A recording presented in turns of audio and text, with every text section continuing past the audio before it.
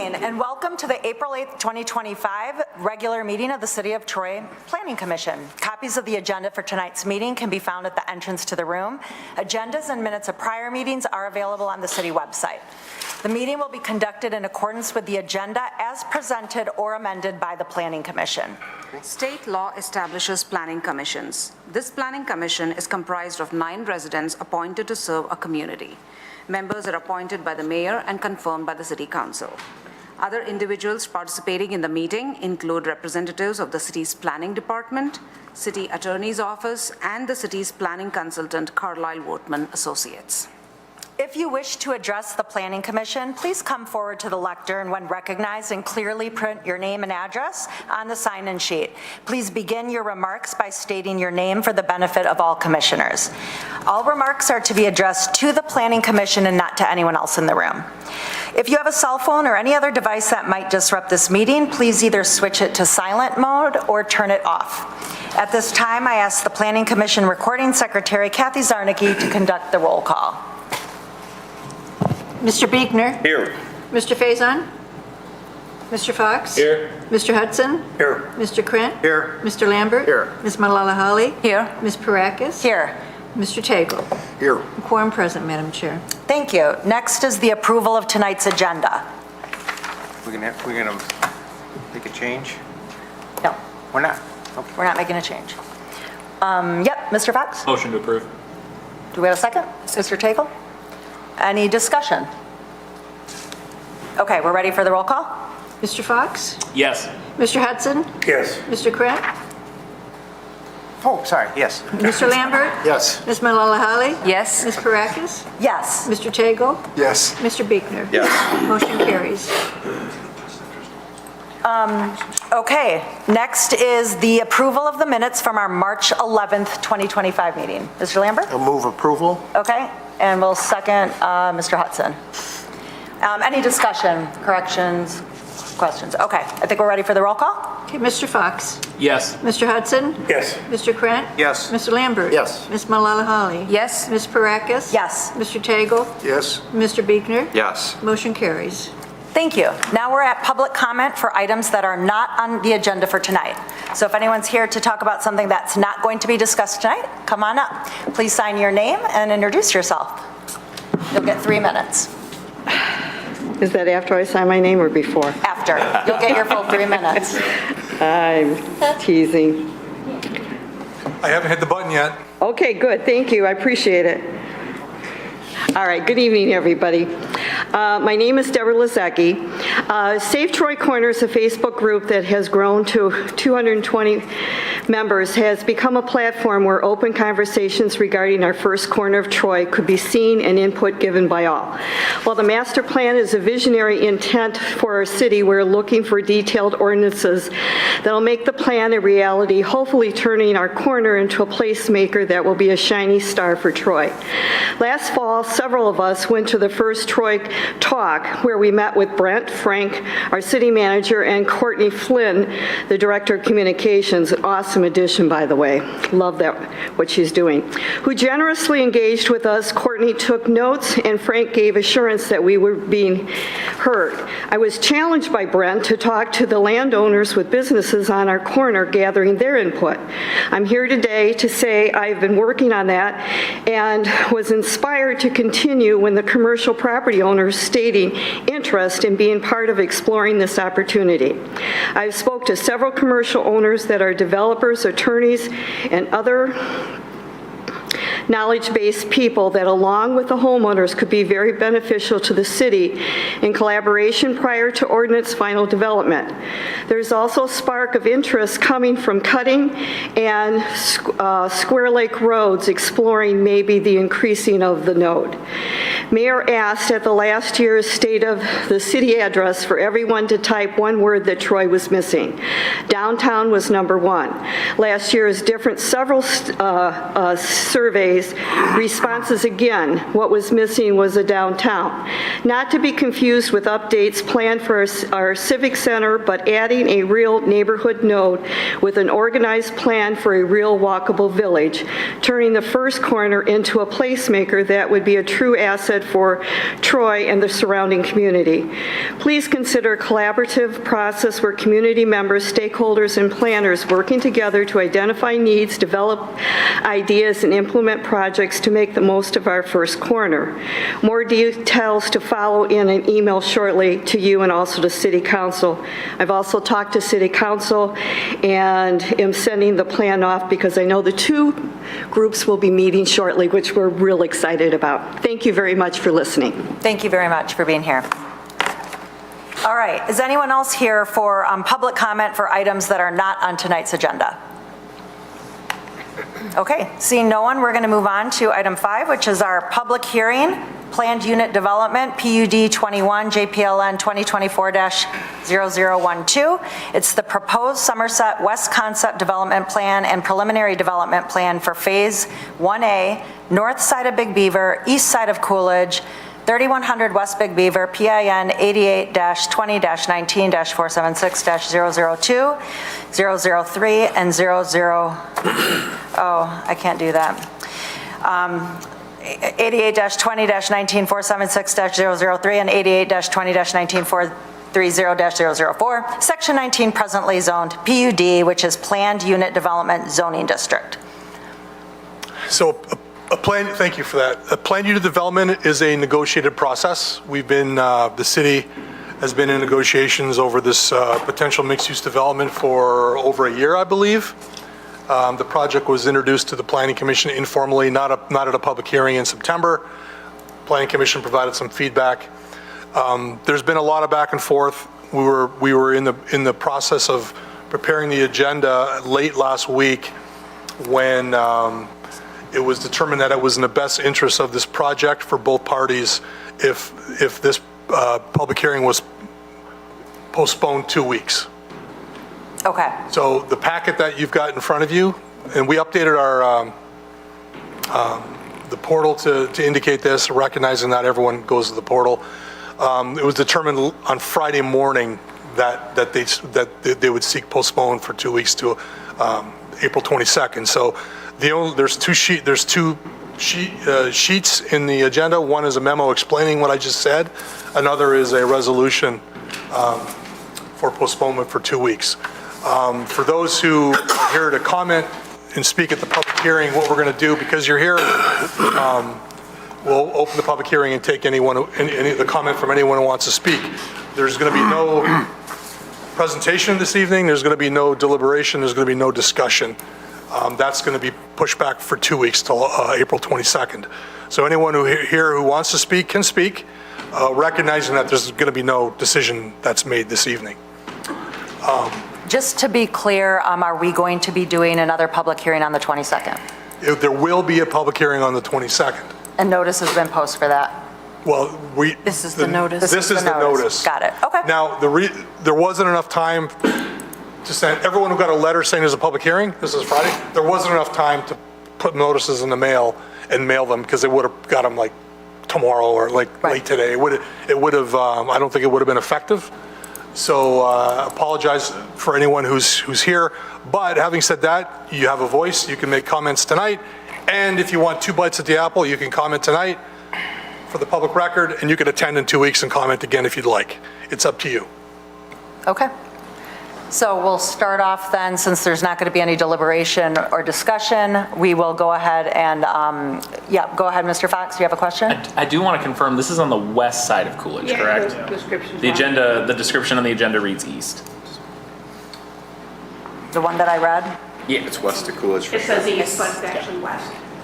It says west in the description, but then where it says it's on the north side, east side of Coolidge. North side of Beaver, east side of Coolidge, which is incorrect. Yeah, you're right, it does say My that. first typographical error in 23 years. Well, I thought it was going to be my fault, but glad I have someone to blame. All right. Okay, thanks for that correction. Yep, we're talking about the west side of Coolidge. Thanks, Mr. Fox. Okay, so we'll go ahead and open up the public hearing. If you come up, we'd ask you to sign in first. Your time won't start until you've signed in and you begin talking. You'll get 3 minutes, and there will be a 30-second warning, I think. Or is it a minute warning? One minute. You'll get a warning. It'll turn yellow when when you've got 1 minute left. So, Okay, before my time starts, I just want to say, I did not get notice of this meeting. I actually called and found it out myself. He was saying that I live, like you walk out my backyard, I'm in the Kmart parking lot, so there's no way I'm not in the zone that should have gotten notified of this meeting. So I don't want that to be part of my public comment. It's not, I just want to have it rectified. when you leave here, you walk past the planning department, can you grab my business card and email me what you just told me? Yes. So I'll make sure that, Okay, I'm just, so I don't, that's not really my public commentary, that's just wanting that corrected. I haven't hit start yet.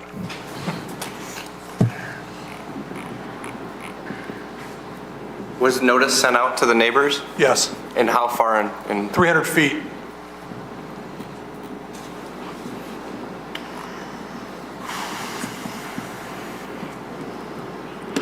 Okay, this obviously affects me, as I just pointed out. You can walk out my backyard. When I finish at the backyard, I'm in the Kmart park. Well, it's going to be Kmart for me. I've moved in here in 1992. One of the things that concerned me is the increased amount of people that don't actually belong in the neighborhood. I think that the plan should include a fence comparable to what they felt they needed for the data center, which got rammed down our throat, which we didn't want. So that I get people cutting through my yard all the time with bikes. So I think they should close up their whole section because our neighborhood does not need an influx of people who do not belong there. The other thing I'm concerned about is, I know that our phase is the second phase. What they presented in the meeting seemed nice, and I agree this corner needs something to be developed. But my concern is when they get to the back half where they don't get their prestigious Somerset Mall in their vision site, we're going to be looking at dumpsters, meters, whatever trash they want to throw back there.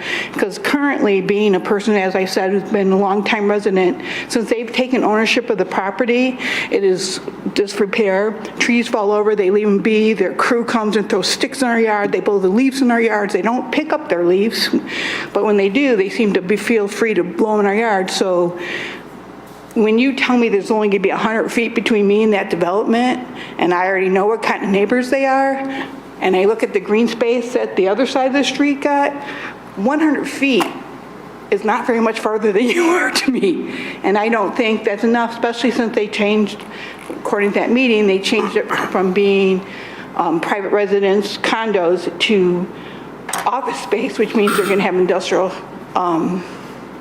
HVAC. And I want it to look as beautiful as the Somerset Mall at the back of my property.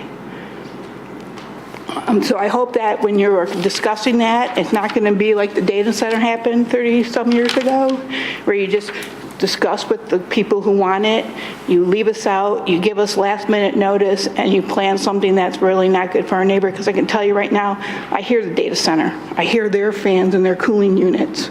So I hope, A, you give us more than 100 feet, and B, you make sure that whatever they plan for that corner is as beautiful as Somerset and the U of M building is planned for.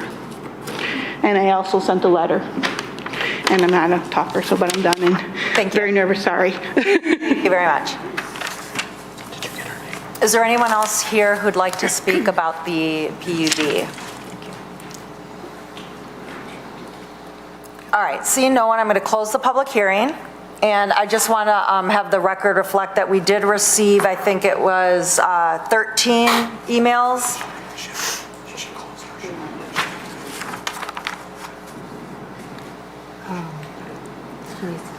13 emails were sent, and they Yeah. were similar. Sorry, Madam Chair. Yes, So yes. you're closing public comment for tonight, but we're keeping the public hearing open, just so we make sure the record's clear on that. Oh, I'm sorry. Yep, okay. I meant to say I'm closing public comment for the hearing. Okay. And then I was just saying, we'd like to read into record that there's 13 emails that were sent, generally in favor of the PUD. Does anybody have a resolution? Fox. I'd like to make a motion to postpone till April 22nd.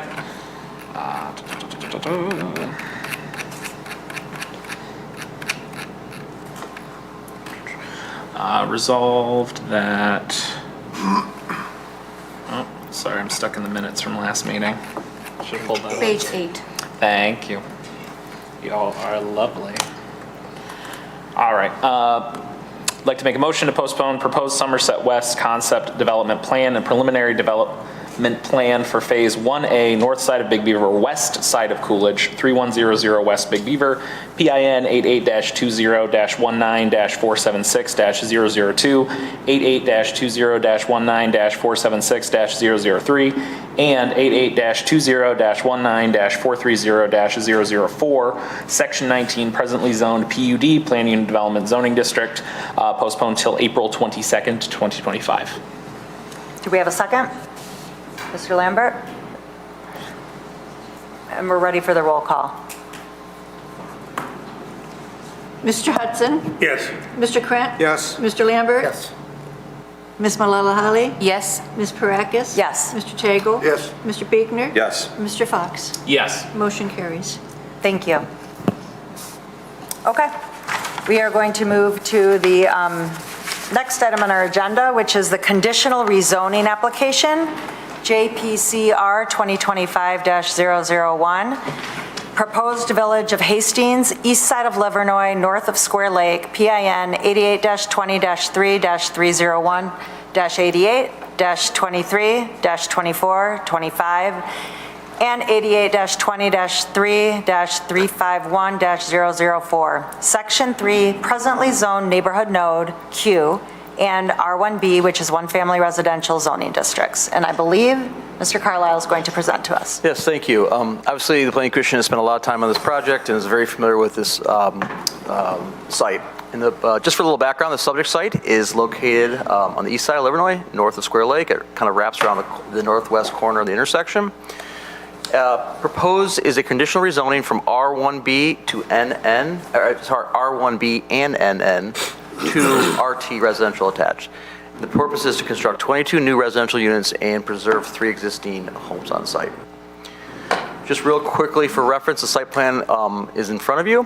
The applicant, these 25 units are broken down by, there are 4 ranch-style detached single-family homes outlined in those blue boxes.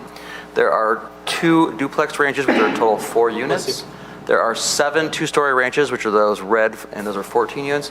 And the 3 existing homes on Livernois are part of the project and being preserved, and there's going to be discussion on what that entails. Again, access is off Livernois. There is a detention basin in the southeast portion of the site, and there's 1 centralized outdoor recreational area.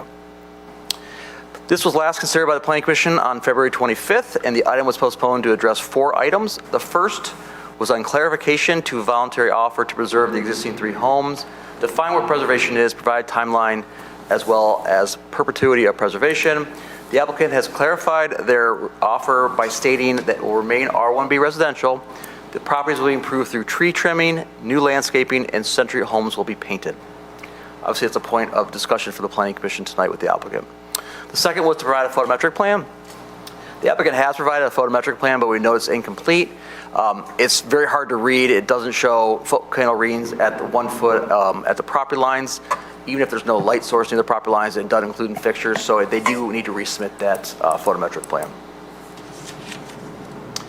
Submit color renderings. The applicant has provided color renderings, and I'll show that on the next slide. And lastly, consideration is to provide a conditional rezoning agreement for review by the city attorney. They have not provided that conditional rezoning agreement, and we suggest that this be a condition of approval prior to consideration by city council. These are the colored renderings provided by the applicant. These are the 3 different housing types on the property. Again, there's consistency in architecture and materials. This is a conditional rezoning, so there are 5 conditions that the Planning Commission should consider. There are 3 standards that the Planning Commission should consider with regard to the site plan. Again, these are common standards that the Planning Commission considers every development. So we're asking the Planning Commission to consider if the conditional rezoning and site plan standards have been met, and if the Planning Commission recommends approval to the City Council, we suggest the following considerations: 1, a photometric plan, and 2, a conditional rezoning agreement to be reviewed by the City Attorney prior to City Council consideration. Thank you. Thank you. All right, anyone have any questions for the Planning Department? Yep, Mr. Lambert. Just a quick question, and I don't know if this will go to Ms. Dufresne or to Mr. Savadan or Mr. Carlisle, but because the 3 existing homes the zoning is not being changed on those, is there a benefit to including them in the conditional rezoning? When you say including in the conditional rezoning, you mean rezoning to RT? No, I mean the whole site is being a conditional rezoning. Well, proposal. it sort of is. It's considered in part of it because the applicant, the attorney, please feel free to correct me. The applicant is voluntarily placing conditions related to those 3 parcels, so it in effect is part of the conditional rezoning. Okay, all right. Now, whether those conditions are to the satisfaction of city council ultimately remains. And ultimately, after the city attorney reviews the conditional rezoning agreement, those conditions of those 3 homes we put into the conditional rezoning agreement as part of the, what's going to the city council for approval. Okay, all right. Thank you. Does anyone else have any questions? All right, I mean, we can invite Gary up if he wants to present anything for additional before our discussion. Good evening. Thank you for seeing me again. Just want to talk about a couple things real quick with you. You've seen the elevations that I have for the houses now. I took Mr. Tagel's advice and the other people on the board here, and if you notice, I don't know, Brent, can you go back to the one page? Right there is the 2-story duplex is what you're going to see that side of there as you pull in.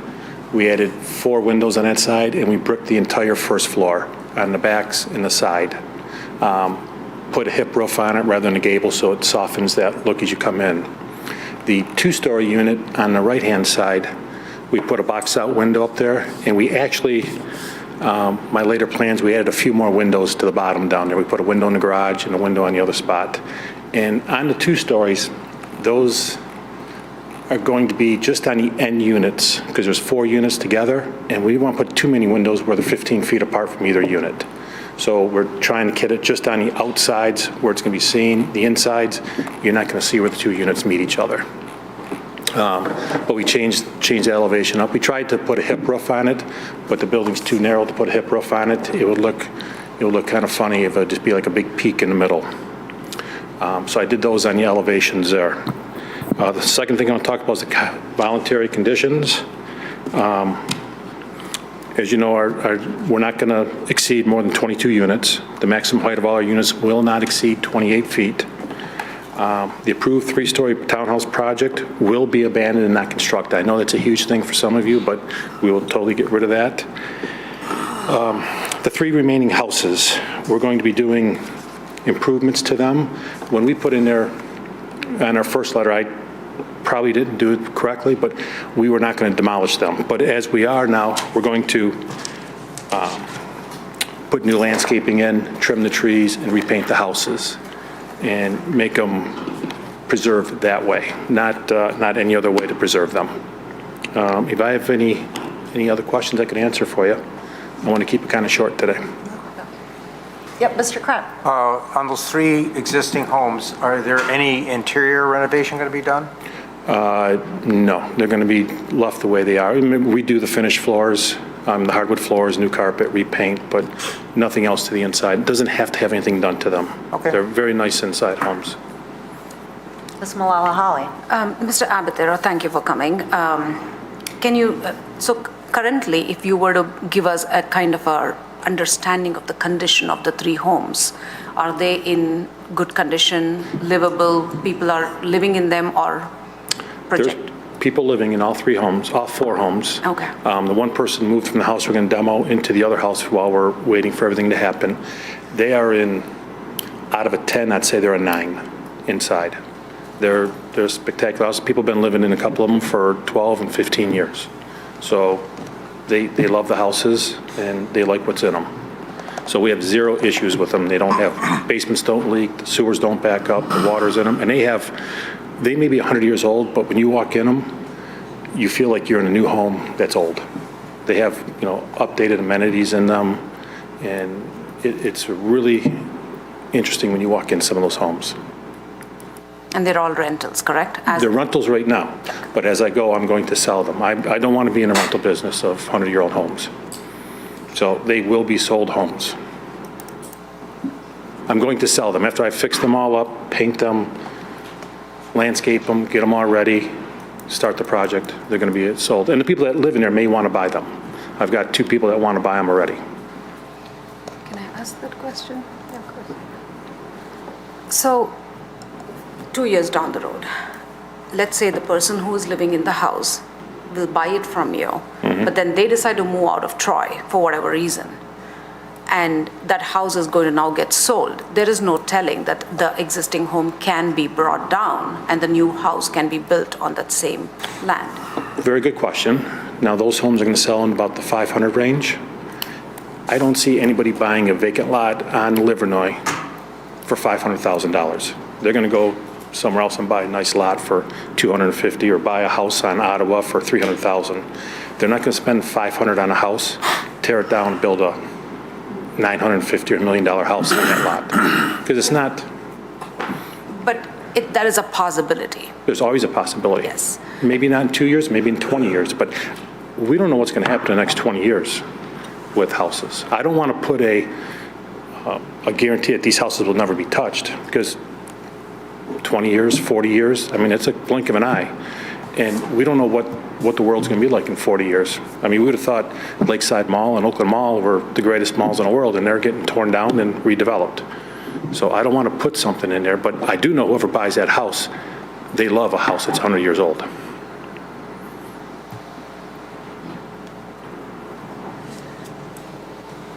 Does anyone have questions for, yep, go ahead, Mr. Tagle.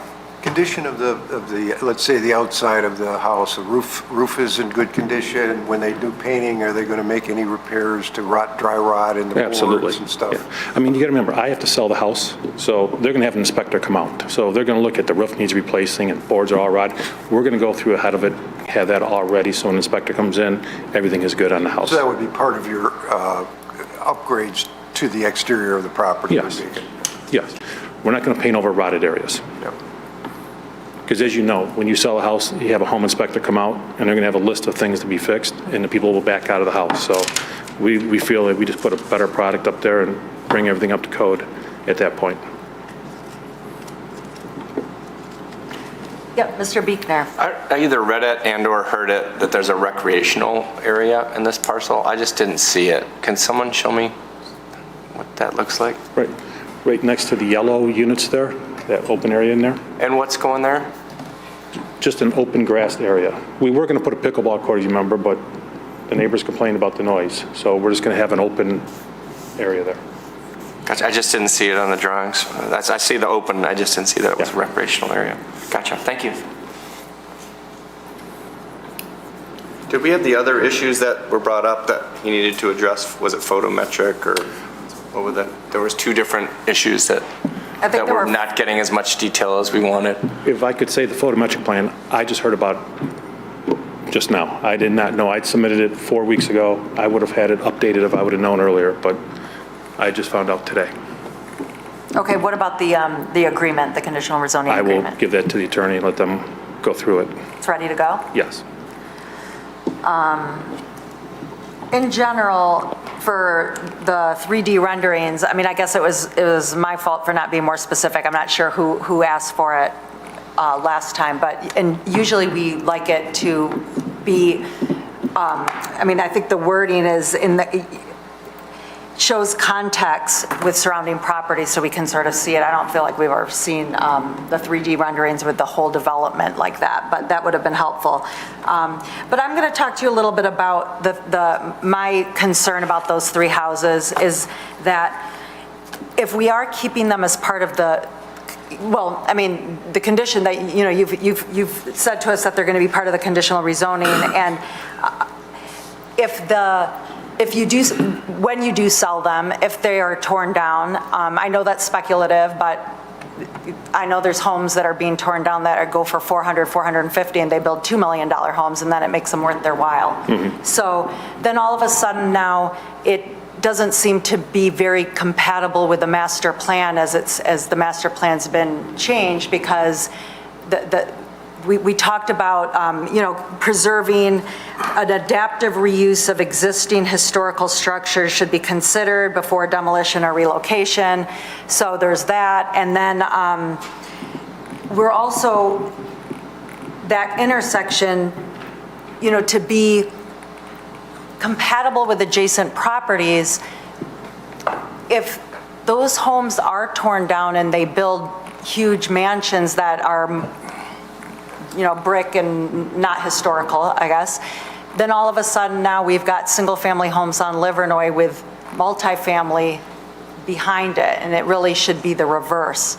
So I'm wondering whether or not, I'm trying to wrap my head around how it works now, and I understand that you can't, that you don't want to restrict it forever, but all this time that we've been talking, the word has been used, preserve, and even in the agenda packet tonight, the word was used, preserve, and then we found out that preserve means painting and fixing up the landscape, so it kind of threw me for a loop a little bit.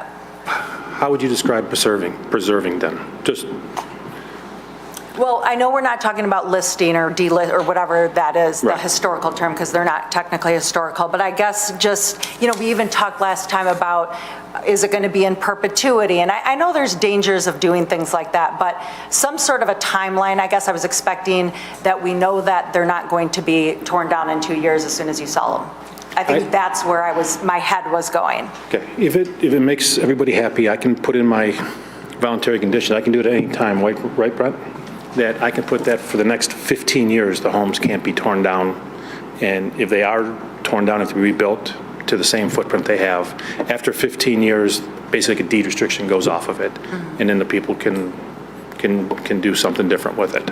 Okay. Are you offering that? I'm offering that. Okay. That would satisfy me with that concern for sure. Okay. I'm because just one originally, vote. when I put preserve in there, was I'm not building a subdivision, tearing the homes down completely and putting a subdivision. So we're talking preserving them is that we're going to leave the 3 old homes there. But I have no problem with putting a 15-year restriction in there. Okay, I understand. I appreciate that. Thank you.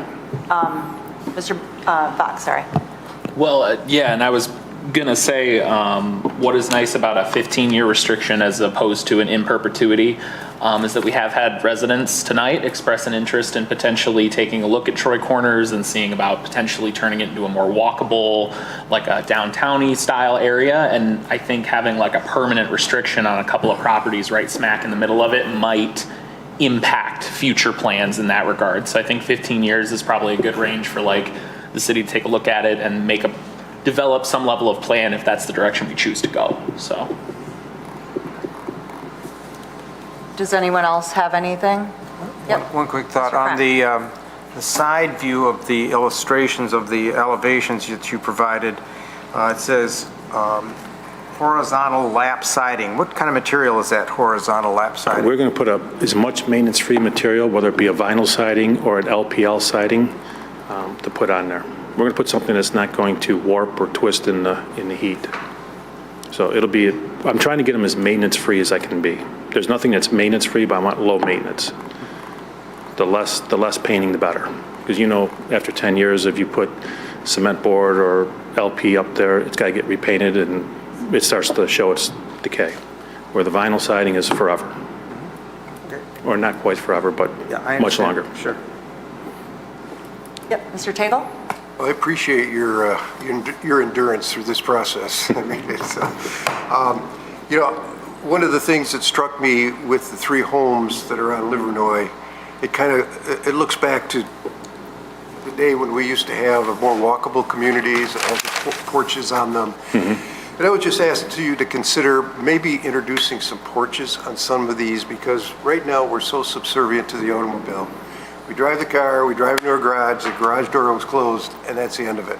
Whereas if there's a porch, if there's people supporting a walkable community, that maybe it's a little bit more of a connection point to someone sitting on the porch and saying hi to their neighbor, or inviting them up for a beverage. So again, just something to consider. I don't know if it would fit on every one of the properties you have here, but I do see you have sidewalks in front of all of them. We do. And so something to consider. I know on some of them you did have a kind of a porch area outside the door, which was more of a transition area, but if that porch or that that covered roof area was to expand a little bit, you might have an opportunity to introduce something that maybe reaches back a little historically to where we used to be and maybe making that connection to walkability. 2 of the homes have porches on them with roofs, and they convert them into glass enclosures. So they did have 2 porches on them back in the 30s and 40s, and they literally moved them out, and they're cold in the winter because there's no heat in them, but they're covered porches with glass and screens on them now. But I do understand what you're saying. I'm not suggesting that. I understand. I mean, we do live in Michigan, and there are certain times of the year. But I do agree with you, porches are nice in houses. Thank you. I just want to. Yeah, Ms. Malala But those porches that are covered, when I walk past them during the night times, they look beautiful with the lights on. It looks very nice. Those homes do look nice. I know that there's a lot of vegetation around some of the homes, but they do look very nice. Thank you. Does anyone else have any questions for Mr. Abdare? I'd like to thank you too, along with Mr. Tagle, and I'm sure all of us, we really appreciate your Thank you. patience with the Planning We still- Commission and working with us over time, because I think we've got a much better, I mean, we appreciate the conditional rezoning. I think it was, I think we have a very good product there. yeah. Okay, thank you. It's not a public hearing, but we are going to open it up for public comment. So if anyone's here tonight who wants to address the Planning Commission about this, now's the time to come on up. Please sign in, state your name and address for us. And Brent will keep time.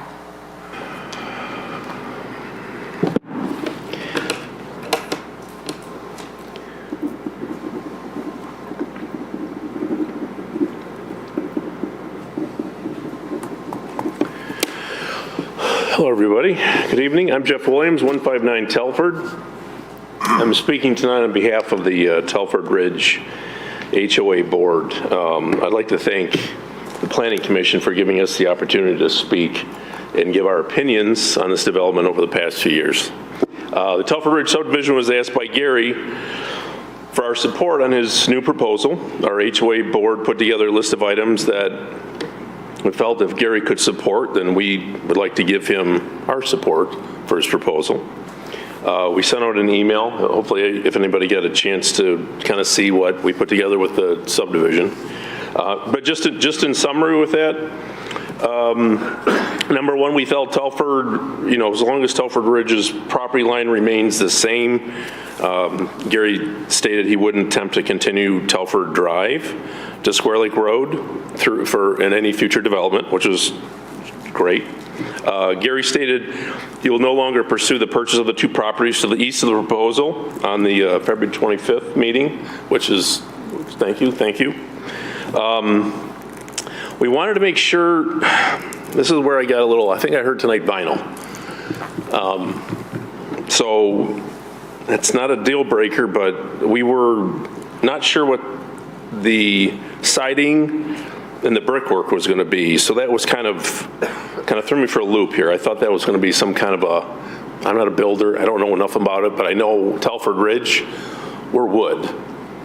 So we're not vinyl. And the other part, and I'm just going to throw into this, I hope, and I'm assuming, that we have the neighbors right behind the yellow houses right there, or the yellow proposed. So we are really praying that we have a really big landscape kind of barrier, so we can't, because if you guys drive down Livernois and you look down where the three blue ranches are going to go, straight through there is a house, and they've had a nice lot for many, many years, older couple, and it's right there. So if you look down, you see the greenhouse, that's their house. So, but I think if Gary gets a good barrier up and we can kind of block that for him, that would be fantastic. The other one we had was just stating the obvious. We stay with the 22 units and the 3 existing homes. It's fantastic. And the project hopefully could get done in a timely manner. So I think once this all gets confirmed, you can do everything in about 3 weeks, have it all built, done, 4 weeks? Okay, good, we're good. So 5 is good. So in closing, I just want to see Gary can support this. I'd like to say that the Telford Ridge subdivision wishes Gary the best of luck with his new project. And if he's in full agreement with these items, we would then like to give him our full support. Plan C. Thank you. Thank you very much. Is anyone else here to speak?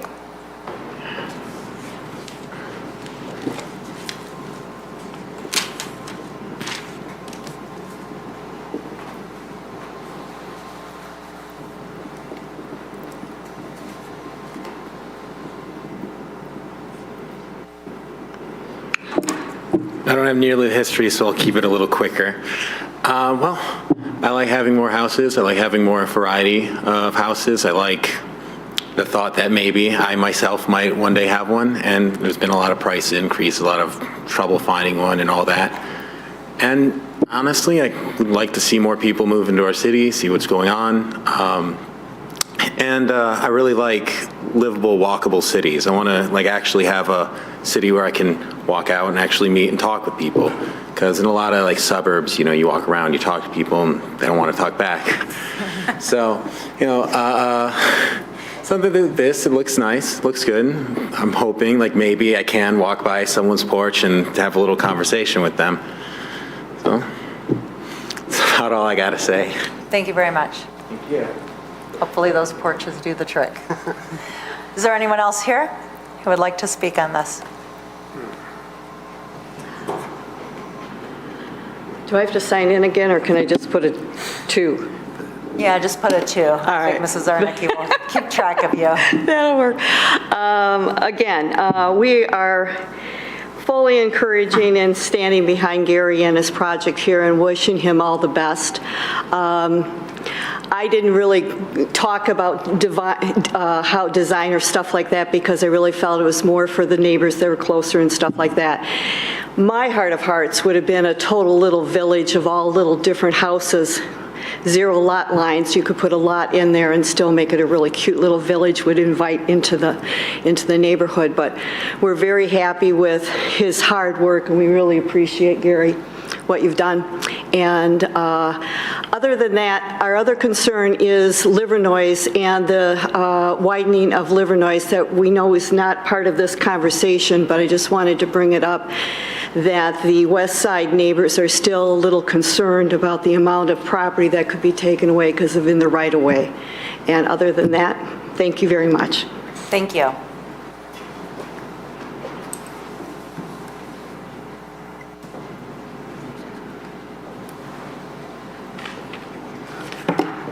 Oh, shoot.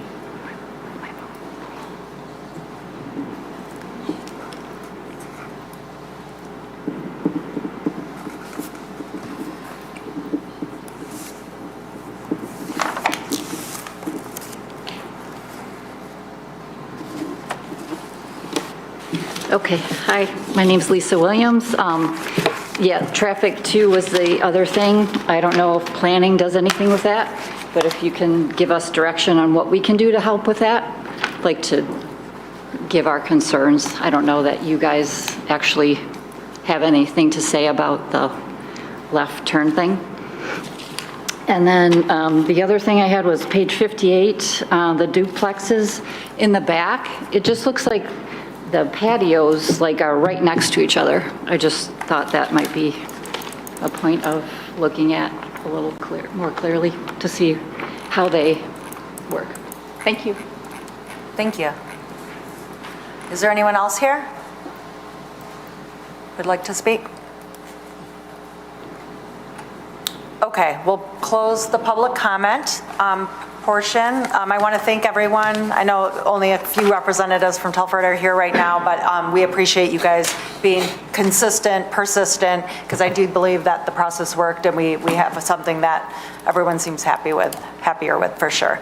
Okay, we're going to turn it back to Planning Commission discussion. Yes, Mr. Sabadan. Just regarding, because two residents mentioned it regarding the roads and Yes. any improvements made in particular to Livernois Road because of the turning movement into and out of the subdivision. I've communicated with the concerns of the residents to the city engineer. City engineer is aware of it. City traffic consultant, who was at the last meeting, is aware of it. So rest assured that you've been heard, and moving forward, that they'll do their best to accommodate the concerns of the neighbors. Okay, thank you for that. Yes, Mr. Fox. Yeah, I just want to acknowledge Mr. Abatheria as well as the Telford residents who've been coming in. You know, ultimately, this whole process is a negotiation, and I know that there have been times where there's been disagreements. I know I've disagreed, several occasions with some of the Telford residents, but I very much have to respect someone who cares enough about the community to keep giving up their time to keep coming here and make sure that the conversation is being had. So I'm excited with what we've ended up with. I'm excited with just the variation in housing styles that are getting added in, and I'm very interested to see this get opened. So thank you. Just for a quick, clarification, go ahead and do it.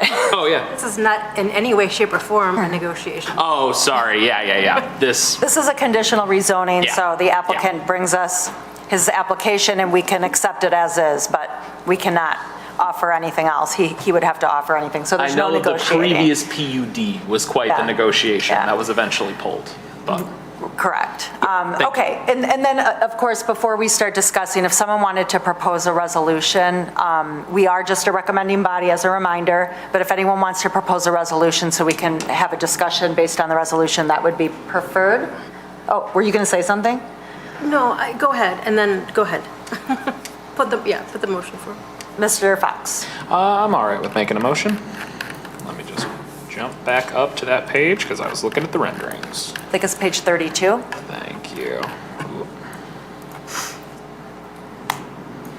All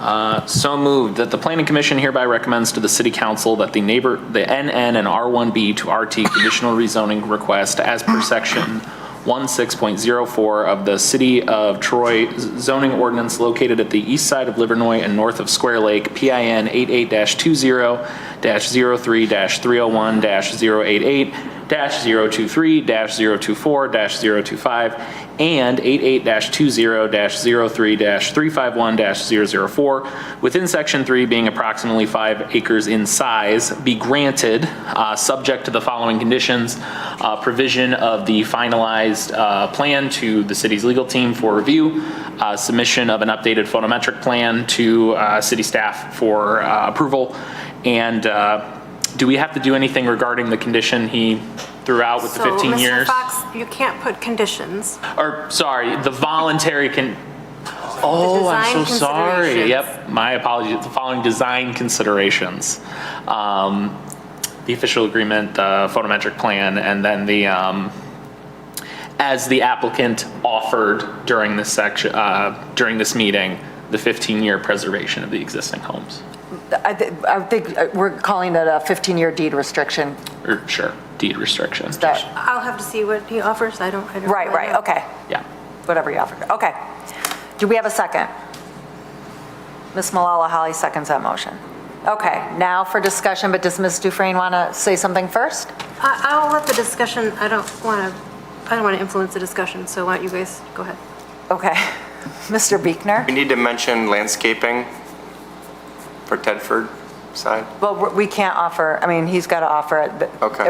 It wasn't offered. But, I mean, I feel that on that page with the landscaping, I think he offered much more than was required on the east side and on the north side. It was like double the trees. So I think if it was like 15 trees, he put 30 trees. So I felt pretty comfortable that he understood that he was trying to really make a thick barrier. But, Thank you.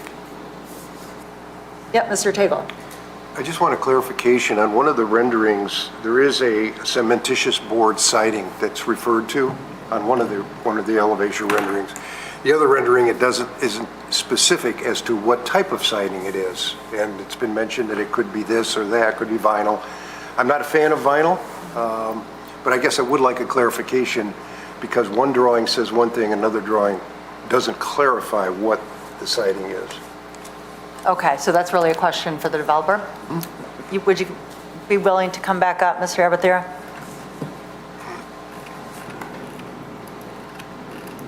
I will conditionally volunteer to put LPL siding up in the site instead of no vinyl. Now, there might be vinyl for the underneath of the eaves troughs and aluminum around the gutters, but the actual siding, we'll do LPL siding that's put on is lap siding, and it'll be no vinyl. It'll be wood like the neighboring subdivision. Thank you. Thank you. Did you want to talk a little bit about the landscaping? The landscaping is, you can see it along the north and east sides, we've doubled up what's there to protect those houses there. Okay, that's what I thought. Thank you. We did really landscape that heavy for there. Thank you. Okay? Mr. Lambert? Just maybe a clarification, and I don't know if this has to be included in the motion or if I can include it now as part of our discussion, but the motion failed to indicate the 5 items there. The request complies with the master plan. The rezoning would permit greater flexibility in use and development of the property. Conditions offered by the applicant reasonably protect the adjacent properties.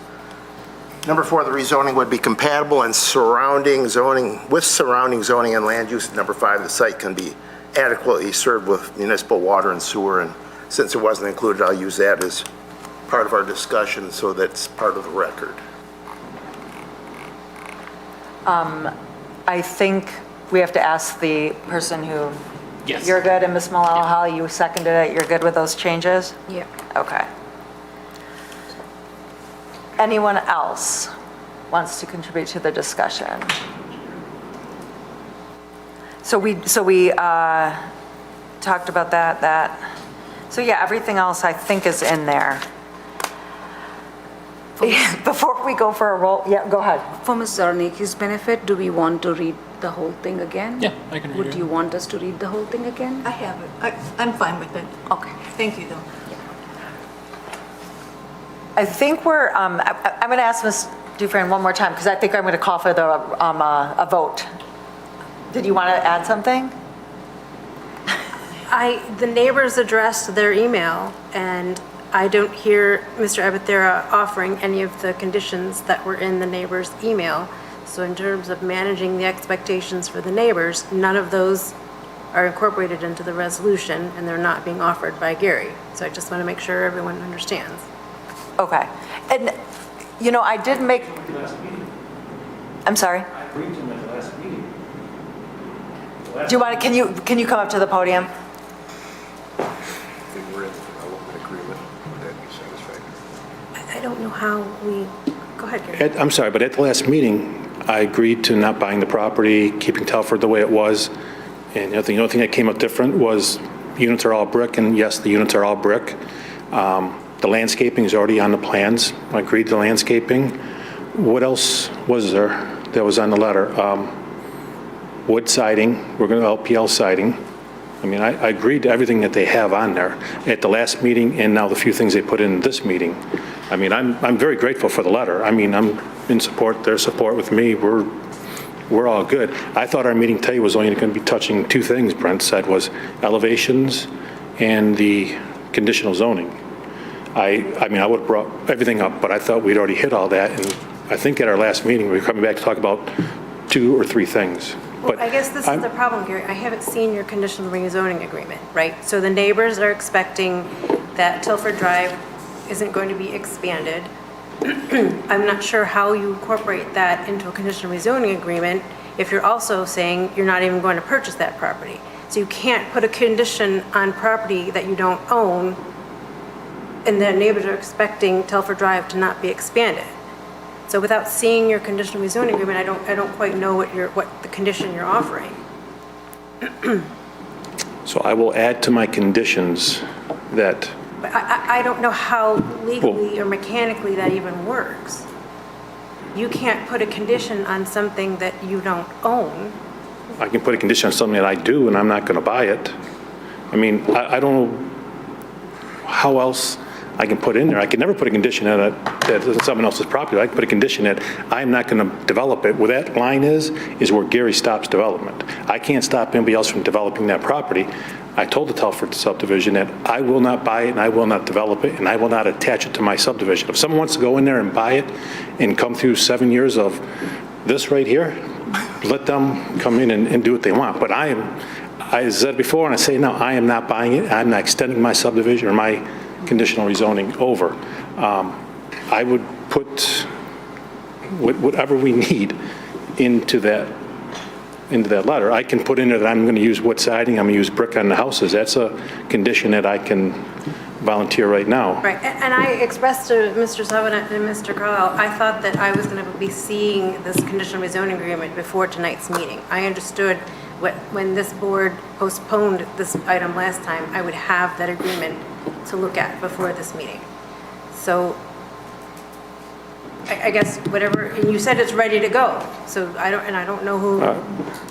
So, may I? Yes, please. So I've done these conditional rezoning dances a time or two, and I can tell you what's going to happen. If the Plan Commission were to make a recommendation of support, by about 9:30 in the morning, the applicant's going to call me saying, what council agenda are we on? So at that point, he has a vested interest in moving this forward. So at that point, we'll have a draft conditional rezoning that we will be working on, and I'm not going to schedule a public hearing until you're satisfied with that draft conditional rezoning agreement. And I have a question for Ms. Dufresne as well on this point, because I made a note in my notes that I was a little bit confused as to how the neighbors are really a party to I mean, first of all, it's not a negotiation. He's coming to us, but they're not really a party to this conditional rezoning. I mean, I don't know if we're a party, but he's bringing it to the city and we're agreeing to it. I don't know that it's your job to make sure that what the neighbors want are in there. Absolutely not. But I want to make sure the neighbors understand that the conditions that they're putting are not going to be incorporated into the agreement. I don't know how they can be. Right, and I agree with you on that. I guess really it's a issue of managing expectations of the neighbors.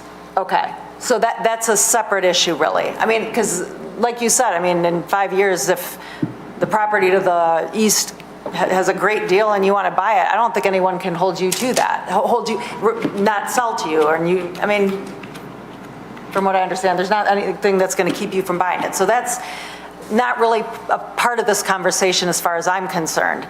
That's an expectation that a handshake deal you do with the neighbors. I don't know what you're doing. More of a handshake, but I would have a heck of a time coming back here in 5 years saying, yeah, I didn't listen to the neighbors, I bought it, I want to develop anyways. My word is, I mean, I've been in the city developing for 35 years. I'm not going to ruin it over something like this. I mean, what they want, they put a letter for me. I'm going to do what they want. I'm going to acknowledge what they have. And yes, you're right, we can't put that in a conditional zoning because we don't own property, but I'm going to do what they want because we've been going back and forth. And when the developer and the homeowners get together and they work things out, this is what happens. We get things that everybody's happy about, and we're not trying to throw wrenches between them. So. Right, and I can appreciate that you keep coming back because you want to get it right and you didn't put up the 3-story townhomes that no one wanted. I get it, and I respect that very much. But and to Ms. Dufresne's point, I think that really it's just about managing expectations. But I think that we have a resolution that's satisfactory. And then your conditional rezoning agreement is a whole other ballgame that you guys are going to do internally, make sure it's ready for city council, otherwise we're going to see you back here. Yeah, and we don't want to come back. We don't want to see you make back sure here. that city council's happy. We do not want to see you back here. Just kidding. On this project. Not on this project. Of course. I'm teasing you. Does that answer everybody's question? Because, I don't want to No, it does. I not think make we're something good. sound right. I'm good. Okay, thank you. Okay. All right, I'm going to go ahead. I'll ask one last time. Does anyone have any questions, or are we ready for the roll call? Okay. Ms. Zarnecki, we'll take a vote. Mr. Krent? Yes. Mr. Lambert? Yes. Ms. Malala-Holly? Yes. Ms. Parekis? Yes. Mr. Tagle? Yes. Mr. Biekner? Yes. Mr. Fox? Yes. Mr. Hudson? Yes. Motion carries. Thank you. Congratulations. Thank you. And thank you, neighbors, for being here again, and for you as well. Okay, so we're going to move on to public comment for items that are on the agenda. So if anyone wants to come and speak about something we've already talked about, you're welcome to come up. All right, we're moving on to Planning Commission comment. I'm going to start with, what? Nothing, we had an inside thing going, don't worry about it. Oh, geez, okay. Mr. Fox? No, I think I'm all set. Mr. Biekner? Mr. Hudson? Yeah, ma'am. Mr. Lambert? Just, I'm sure Mr. Savina will mention it, but they mentioned at last night's city council meeting that we have a joint meeting with the city council on April 28th, and I'm sure he'll give us more details in his quick summary, so. Ms. Malala-Holly? Nothing, thanks. Mr. Krent? Another planners gathering, April 29th, the day after our meeting. Nice. I'm fine. You're good? I'm good, thank you. All right, you got the floor. Mr. Krant, trivia question. Which presenter at Oakland County Planners Gathering has the record for most viewership in their presentation? I don't know. Brent Savin. Brent Savanad. Oh, very good. See who's listening? Thank you for that, Mr. Lambert. So I sent everyone an email late this afternoon. There is a joint Planning Commission City Council meeting, April 28th. It's a Monday, 6 o'clock. Because we're asking you to leave work early and not eat, there'll be food provided at 5 o'clock. The meeting will be in the meeting room at the Troy Library. It's open to the public, so the public can attend. Limited seating, so if you're going to go and attend in person, get there early. There's overflow in the cafe portion with TV screens if there's not a seat for you. The intent is to talk about the conceptual plans for the potential new Troy Library. The architects, I forget the name of the firm, they're from Cleveland. They're going to talk about the program and the placement and the design today, where it is at the time of the meeting. You're strongly encouraged to tour the library and see what's there now. And in the email that I sent to you today, you can click on the link and there's potential times and dates where you can get a tour of the library. It's earmark about an hour and a half for the tour. No more than 4 of you in any one tour so that we don't violate the Open Meetings Act. If you have any questions, the Assistant Director, Phil Quick's contact information is in that email, or you can email me. Okay, that's exciting. Thank you. Mr. Carlisle? All right. Nothing from me. We'll see everyone in a couple weeks. Meeting adjourned. Not bad. Not bad.